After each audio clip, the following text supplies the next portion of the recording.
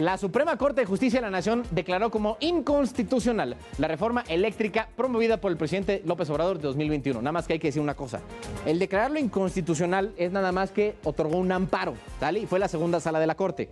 No, eso no quiere decir que ya con eso se vuelve, que sale del régimen legal. Simplemente se da un amparo con efectos generales, que originalmente lo pidieron 6 empresas, donde alegaron que esta norma, bueno, que estos cambios, esta reforma, iba contra las reglas del mercado eléctrico que están en la Constitución, para darle preferencia a la CFE, cosa que es verdad.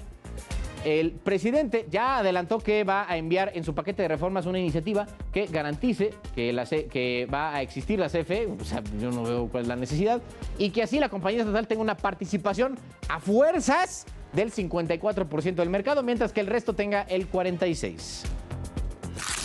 Pues son dos cosas, ¿no? Una, que con la reforma energética, como ese era el distintivo del gobierno de entonces, como de todos los gobiernos neoliberales, se modificaron las leyes, se reformó la Constitución para darle el mismo tratamiento a las empresas particulares, sobre todo extranjeras, que a la Comisión Federal de Electricidad. Incluso hasta más privilegios para empresas particulares, como Iberdrola, por ejemplo, que a la Comisión Federal de Electricidad. Algo que nunca había sucedido, porque la Comisión Federal de Electricidad es una empresa pública.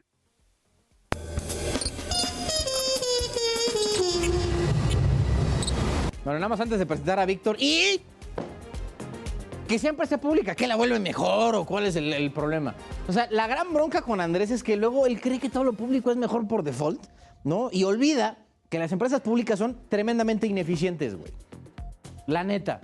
Pero en fin, este hermano que dejó su cabeza, ¿no? En 1960. Entonces, mi estimado Víctor Ramírez, lo que se esperaba ya pasó, la crónica de una muerte anunciada. Te notas tremendamente entretenido, mi estimado Vic, por este asunto del amparo, ¿no? Y subsecuentes reacciones que hemos visto ya por esta decisión que, como dije, se esperaba de la Corte, era cuestión de tiempo, y ayer fue el día D. A ver, efectivamente fue el día D. A mí me sorprende algo, y es que hasta hace unos meses el presidente decía que la ley como estaba le daba preferencia a los privados sobre CFE. Sí. Es más, hace un rato escuchaba yo un video de su candidata, y lo mismo dice que la ley como está actualmente y como quedó le da preferencia a privados sobre CFE. Me llama la atención, yo no había visto la mañanera, por salud mental no lo hago, que ahora escuché que el presidente dice, le da el mismo trato, o sea, ya reconoce el presidente de inicio que no había un favoritismo, ya después le pone un poco de sal al asunto y dice que a algunas empresas le daba más. La realidad es que la ley era absolutamente pareja. Y voy a poner un ejemplo que fue parte de lo que se discutió en la Corte ayer. Muchos dicen que los certificados de energía limpia, los famosos CEL, solamente se le daban a privados. No, no es cierto, se le daban a todas las centrales que entraban en operación después del tiempo en el que se decretaron las reglas. Entonces, CFE recibe certificados de energía limpia por Laguna Verde, y los privados que tienen instalaciones previas de autoabastecimiento eólico, por ejemplo, no reciben certificados de energía limpia por ese autoabastecimiento eólico. Entonces, la ley, para bien y para mal, se le aplicaba parejo a CFE y a los privados, ¿no? Entonces, esta es la primera parte. La otra parte que a mí me parece un poco curiosa es que, como bien dices, no hablan de costos, no hablan de beneficiar al ciudadano. En ningún momento escuché que dijeran vamos a beneficiar al ciudadano, y lo único que dicen es vamos a mantener las tarifas para que crezcan solamente conforme a la inflación, cuando considerando los costos de CFE y costos de privados, si tuviéramos más privados, los costos de energía para el ciudadano tenderían a bajar, porque los privados son mucho más eficientes y baratos a la hora de generar energía eléctrica, ¿no? Ya. Oye, y a ver, parte de lo que se argumenta es el asunto de la libre competencia, ¿no? Porque, aunque no me acuerdo muy bien del texto, mi estimado Vic, que aquí me vas a tener que echar una mano, pero me acuerdo que no decía como tal de darle preferencia, no decía primero despacho CFE y luego el resto, sino más bien por el tipo de energía que generaba cada uno, tanto los privados como la CFE, es que hicieron ese orden de despacho sin considerar realmente lo que dice la Constitución, que es primero los más baratos y luego así hasta llegar al más caro, si es que es necesario. A ver, Vamos por partes. La Constitución lo que dice es que hay libre concurrencia, entonces es un mercado. Ujú. Esa es la primera, y ahí ya entran las reglas de mercado que la propia Constitución de alguna forma habla, ¿no? De que debe haber un trato parejo para todos los participantes de un mercado, y CFE es uno más de los participantes del mercado. El artículo 101 de la Ley de la Industria Eléctrica dice que el despacho va a ser por mérito económico y de seguridad. O sea, mientras tú tengas la seguridad de que una central eléctrica te puede entregar la energía en las condiciones en las que los pide el sistema, en las condiciones técnicas y en los costos más baratos, se va a ir recibiendo la energía conforme al costo más barato. ¿Qué era lo que hacía esta reforma? Decía, a ver, no se va a sí se va a recibir por el costo más barato, pero va a haber una excepción, y es que la suministradora de servicios básicos, que la única que han permitido es CFE, va a poder firmar unos contratos que se llamaban de cobertura eléctrica con compromiso de entrega física, que además los iba a poder firmar a su antojo con quien quisiera, sin concursos de por medio.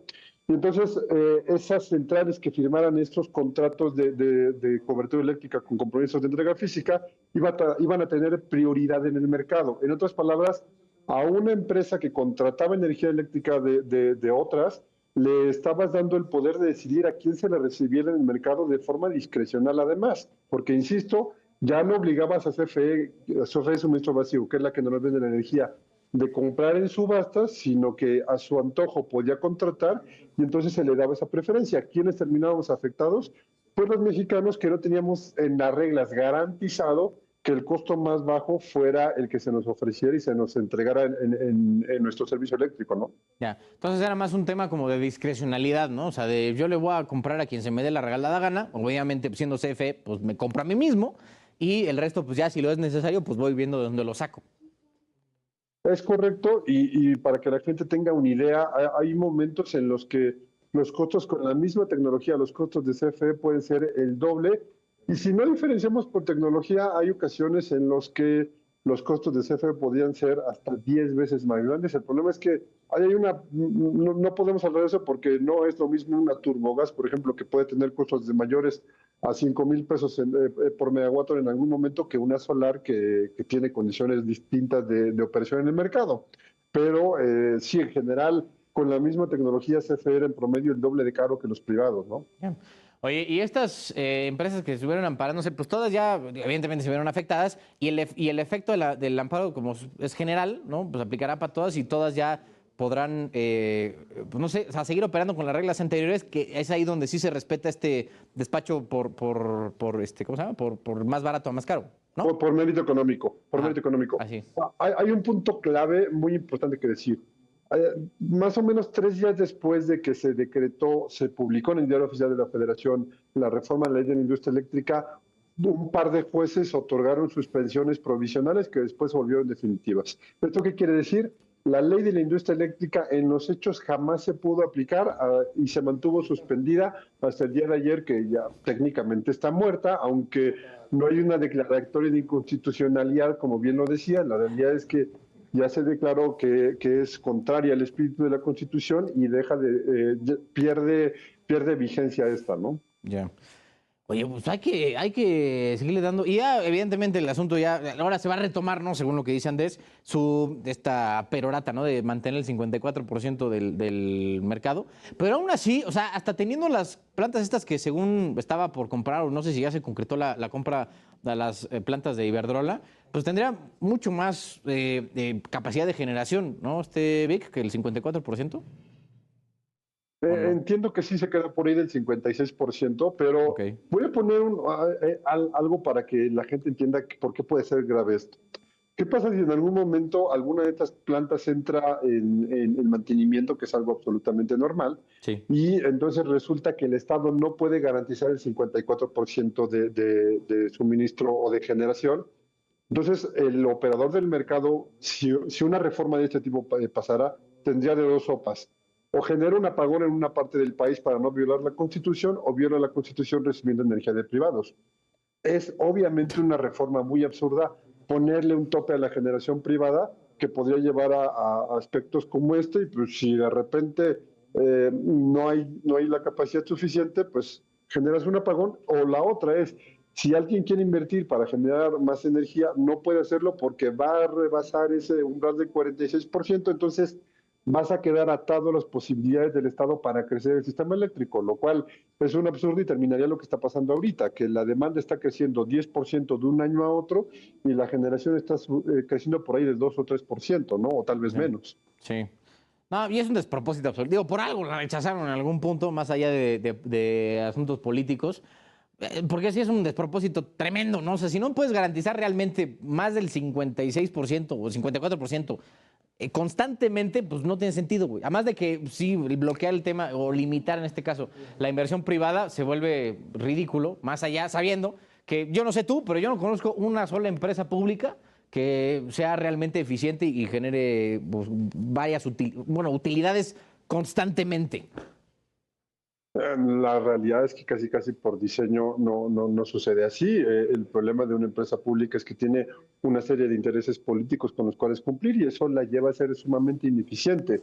Voy a poner un ejemplo. Hay centrales eléctricas que están, una de CFE junto a una privada y la de CFE, como tiene que cumplir con sus contratos colectivos y con el sindicato, puede tener más de 1,200 trabajadores, mientras que la privada puede tener 200, 150 con los que opera perfectamente. Eso termina influyendo en la competitividad de la propia empresa y termina influyendo también en el costo de energía para nosotros los usuarios, ¿no? Sí. Pero bueno, al menos, no sé, a ti, pero a mí me da gusto que se haya hecho valer, ¿no?, el tema de la Constitución por sobre esta reforma tan ridícula, que no pudo ser tumbada en su momento en la acción de inconstitucionalidad en 2022 por un asunto ahí medio raro, güey, con los votos. Pero al final se cumplió lo que se dijo, ¿no?, desde ese primer momento. Víctor Ramírez, socio de la consultoría Percepte 21 Energía. Muchas gracias. Nos pueden seguir aquí al buen Vic en X, @VicFC7. Ahí se aventan luego unas explicaciones tan tremendísimas, ¿no? Vean la última que se aventó ahí con un videillo de la Sacrosanta para que pues puedan ver cómo está el asunto. Mi estimado Vic, fuerte abrazo. Un gusto. Gracias al buen...